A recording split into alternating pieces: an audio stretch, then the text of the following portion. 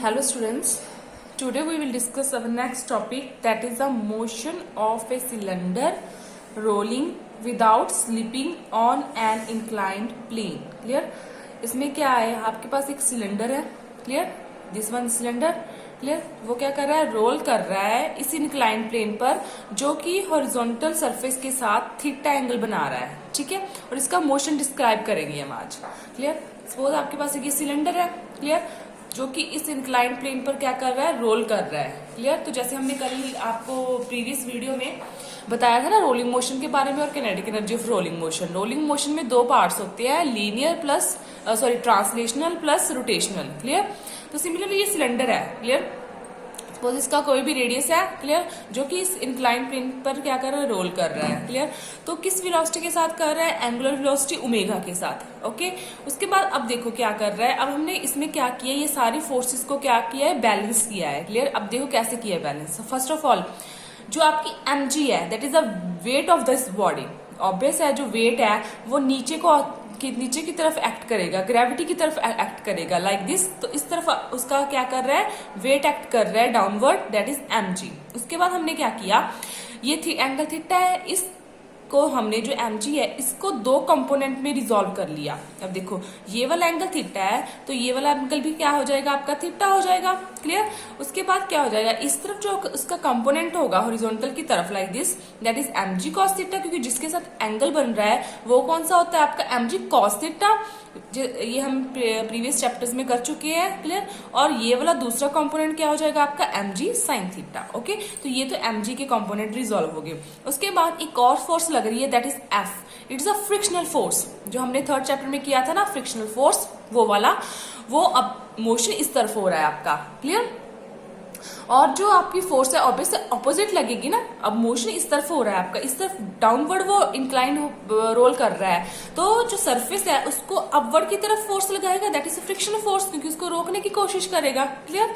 उसके बाद ये होगी फोर्स. ओके, उसके बाद नेक्स्ट फोर्स आपकी क्या, that is a normal reaction. Normal reaction आपको बताया हुआ है, normal, that is a normal to the surface, कि आपका जो सरफेस है उस पर वो 90 डिग्री का एंगल बना रही है. क्लियर? तो ये आपकी नॉर्मल रिएक्शन होगी, that is R dash. Okay, ये अपवर्ड लगेगी क्योंकि ये सरफेस आपका इस सरफेस से देखना है आपने. ठीक है, इस सरफेस से देखना है, इस सरफेस के नॉर्मल, लाइक दिस. ये नॉर्मली बनेगा ना इसका, ये वाला 90 डिग्री एंगल. क्लियर?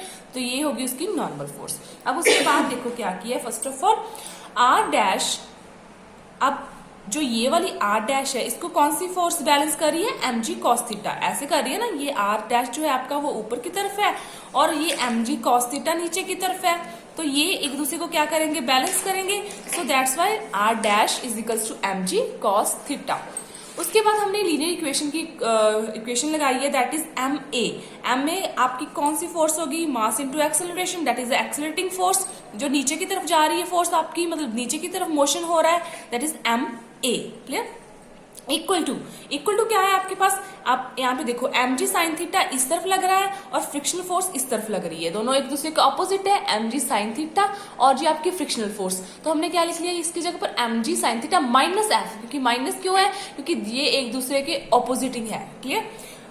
ये हो गया आपका, इसको फर्स्ट इक्वेशन का नाम ले लो. उसके बाद torque is equal to I alpha. ये ऑलरेडी हम प्रीवियस वीडियो में बता चुके हैं, ये वाला कैलकुलेट कर चुके हैं टॉर्क की value in terms of movement of inertia, that is torque is equals to I alpha. Okay, उसके बाद नेक्स्ट देखो, नाउ इसमें क्या है, देखो the weight of the cylinder and the normal reaction do not contribute to the torque on the surface. ठीक है, it is because both are radial forces. The contribution to the torque comes from the tangential force only, which is frictional force. Clear? कि जो आपकी torque है, जो आपकी clear torque लग रही है, दैट इज रोटेशनल लग रही है आपकी, वो कौन सी लगा रहा है, ओनली टेंजेंशियल फोर्स लगा रही है, जो कि फ्रिक्शनल फोर्स है आपकी. क्लियर? वही उसको क्या कर रही है, टॉर्क दे रही है, टॉर्क रोटेशनल फोर्स दे रही है उसको. तो टॉर्क को हम लिख सकते हैं, दैट इज एफ आर. इसको 3 नंबर दे दो आप. उसके बाद देखो फ्रॉम सेकेंड एंड थर्ड, इसमें क्या है, torque is equals to I alpha है, इसमें टॉर्क किसके इक्वल है, एफ आर के इक्वल है. तो दोनों को हमने इक्वेट कर दिया, that is F R is equals to I alpha. इसमें एफ की वैल्यू निकाल ली, आई अल्फा अपॉन आर इधर ले गए. ठीक है। उसके बाद नेक्स्ट क्या किया, ये अल्फा है दैट इज एंगुलर एक्सेलरेशन। तो एंगुलर एक्सेलरेशन को इन टर्म्स ऑफ लीनियर एक्सेलरेशन लिख दिया हमने a/r, ठीक है। तो ये क्या बन जाएगा आपके पास f is equals to I a/r square. Clear. तो जो आपकी f की वैल्यू आई है वो 4, इसको 4 इक्वेशन का नाम दे दो और 4 में से 1 में फिल कर दो f की वैल्यू। 1 ये है आपके पास m a is equals to mg sine theta minus f की जगह पर हमने क्या, वो जो फ्रिक्शनल फोर्स है आपकी क्या आ गई, आई a/r स्क्वायर। ये वैल्यू फर्स्ट इक्वेशन में फिल कर दो। आफ्टर फिल करने के बाद ये इक्वेशन बन जाएगी आपके पास m a is equals to m g sine theta is equals to I a/r square. Clear. इस आई ए को हम उधर ले गए, क्या बन जाएगा एम ए, उसके बाद तो सिंपल कैलकुलेशन है, m a plus I a/r square is equals to m g sine theta. इन दोनों में से ए कॉमन निकाल लिया, ए कॉमन निकाल लिया, यहाँ पे रह जाएगा एम प्लस आई/r square is equals to m g sine theta. इसमें से ए की वैल्यू निकाल ली, ये वाली तो पूरी टर्म है, इसको इस तरफ ले गए हम, m g upon m plus आई/r स्क्वायर, इसको 5 इक्वेशन का नाम दे दो। उसके बाद देखो क्या है, अगर आपके पास जो के, वैसे ये आपका नॉर्मल जो एक्सेलरेशन है हमने फाइंड आउट करना था, एक्सेलरेशन आ चुका है of the rolling cylinder on an inclined plane. Clear. तो इसलिए देखो कौन से फैक्टर्स पर डिपेंड करता है, मास, ये तो जी आएगा ही आएगा, थीटा जो हॉरिजॉन्टल के साथ बन रहा है, mass of the body plus I that is a movement of inertia of that body जो कि रोल कर रही है। क्लियर। और आर जो आपका उसका रेडियस है। क्लियर। उसके बाद अगर k आपका रेडियस ऑफ गायरेशन है तो मोमेंट ऑफ इनर्शिया किसके इक्वल होता है, एम के स्क्वायर। ये भी हम कर चुके हैं पहले। द वैल्यू ऑफ आई, जो आपकी आई की वैल्यू है एम के स्क्वायर, इसको 5 इक्वेशन में फिल कर दो, दैट इज एम के स्क्वायर। आई की जगह पर क्या फिल कर सकते हैं, एम के स्क्वायर। इन दोनों ऊपर से और नीचे से, मतलब डिनोमिनेटर से और डिनोमिनेटर से हमने एम कॉमन निकाल लिया, एम से एम कैंसिल हो जाएगा, ऊपर क्या बचेगा आपके पास जी साइन थीटा, नीचे 1 plus k square upon are square. Clear. उसके बाद आपकी एक और एक्सेलरेशन की वैल्यू आ जाएगी, that is a is equals to g sine theta 1 plus k square upon are square, इसको हम 6 का नाम दे देंगे।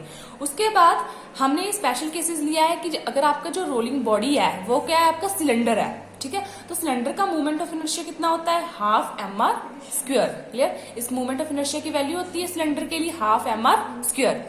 तो ये वैल्यू हमने आई की जगह पर, that is movement of inertia की जगह पर फिल कर दी, half mr square upon are square. अब यहाँ पे देखो आर से आर कैंसिल हो जाएगा। क्लियर। एम कॉमन निकाल लिया from both nominator and denominator से, तो आपके पास ऊपर क्या बचेगा, जी साइन थीटा, नीचे यहाँ से एम कॉमन निकल जाएगा, जहाँ पे 1 आ जाएगा प्लस हाफ, यहाँ पे हाफ आ जाएगा। ठीक है। ये एम से एम कैंसिल, 1 प्लस हाफ कितना हो जाएगा आपका 3/2, तो ये ऊपर ले गए तो ए की वैल्यू क्या आ जाएगी 2/3 साइन थीटा। ये किसके लिए आ जाएगा आपका acceleration from the rolling cylinder. Clear. उसके बाद कंडीशन फॉर रोलिंग सिलेंडर क्या है आपके पास, फ्रॉम इक्वेशन 4 जिसमें से एफ की वैल्यू थी आपकी फ्रिक्शन फोर्स की, that is I a/r square. ठीक है। तो ये एफ की वैल्यू हमने क्या किया, एफ की जगह पर हमने, ये एफ की वैल्यू थी ना, तो एफ की जगह पर हमने सबसे पहले आई की वैल्यू क्या है सिलेंडर के लिए, मतलब मूवमेंट ऑफ इनर्शिया कितना होता है, हाफ mr स्क्वायर इंटू ये 1/r एज लिख लिया। ए कितना है सिलेंडर के लिए, अभी हमने ये कैलकुलेट किया है, दैट इज 2/3 साइन थीटा। ये वैल्यू इस इक्वेशन में फिल कर दी सारी की सारी। उसके बाद क्या किया देखो, अब यहाँ पे देखो आर स्क्वायर से आर कैंसिल, 2 से 2 कैंसिल, तो आपके पास क्या बचा 1/3 एम जी साइन थीटा। ये फोर्स ऑफ फ्रिक्शन किसके लिए आ गई, फॉर द रोलिंग सिलेंडर के लिए। उसके बाद म्यू एस क्या है आपके पास, स्टैटिक फ्रिक्शन कॉफिशिएंट है, किसके इक्वल होता है, force of friction upon are square that is normal reaction is equals to F कितना है आपके पास, ये वाला जो अभी कैलकुलेट किया सिलेंडर के लिए हमने 1/3 mg साइन थीटा, और r डैश हमने फर्स्ट इक्वेशन से ले लिया, कितना था आपके पास फर्स्ट इक्वेशन से, that is r dash is equals to mg cos theta. तो ये वैल्यू यहाँ पे फिल कर दी हमने। क्लियर। अब यहाँ पे देखो mg से mg cancel, sine theta upon cos theta किसके इक्वल होता है, tan थीटा के, तो म्यू एस आपके पास कितना आ जाएगा 1/3 tan ऑफ थीटा। तो ये हमने किया था that is a motion for the rolling cylinder on an inclined plane. उसके लिए सबसे पहले हमने क्या किया फाइंड आउट किया, सबसे पहले हमने सिंपल एक्सेलरेशन निकाला फॉर एनी बॉडी, उसमें हम आई की वैल्यू चेंज आ जाएगी, आई की वैल्यू डिफरेंट और बॉडीज के लिए डिफरेंट होती है। क्लियर। तो वो यहाँ पे फिल करके हम किसी भी बॉडी का एक्सेलरेशन निकाल सकते हैं, जैसे कि हमने यहाँ पे सिलेंडर के लिए निकाला for the rolling cylinder. Clear. Simple है बिल्कुल। एक बार ओवरव्यू देख लो पूरे टॉपिक का कि सिंपल है। ये क्या है, हमारे पास इंक्लाइन प्लेन है, सबसे पहले रिएक्शन निकाली, फ्रिक्शन फोर्स निकाली, ठीक है। उसके बाद यहाँ पे हमने सिंपल एक्सेलरेशन निकाला, फिर मूवमेंट ऑफ इनर्शिया, फिर उसके बाद स्पेशली लेकर चले सिलेंडर का। उसके बाद हमने सिलेंडर का एक्सेलरेशन निकाल लिया, फ्रिक्शन फोर्स निकाल ली और उसके लिए म्यू एस निकाल लिया। ठीक है, ओके, थैंक यू।